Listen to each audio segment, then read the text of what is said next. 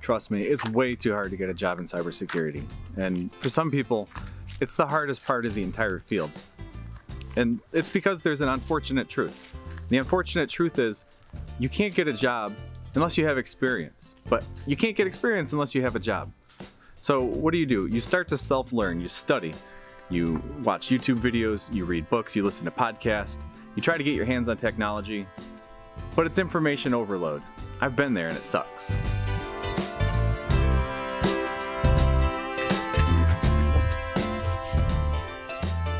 Alright, so if you haven't heard this yet, I'm the lucky one. I get to be the first one to tell you. To work in security, you need to have at least basic level knowledge of a bunch of different technologies. Something like cloud, Windows, Linux, networking, scripting. You need to know a little bit about each of those. Otherwise, you'll have a very hard time understanding the security ramifications and the security telemetry that comes out of those technologies. Now, I can hear what you're saying right now, but Chris, I don't have any experience with those technologies. Just wait a second, come on.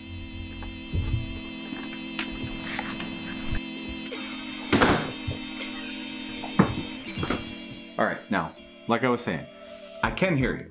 You're saying, but Chris, I don't have any experience with this stuff, but I'm gonna show you how you can get that experience with or without a job. But before we do that, I need to make sure you're coming along with me on this ride because this is a series of videos, and this is the first video in that series where, with nothing more than desire and ambition, I'll show you how to build a cybersecurity skill set that can't be ignored.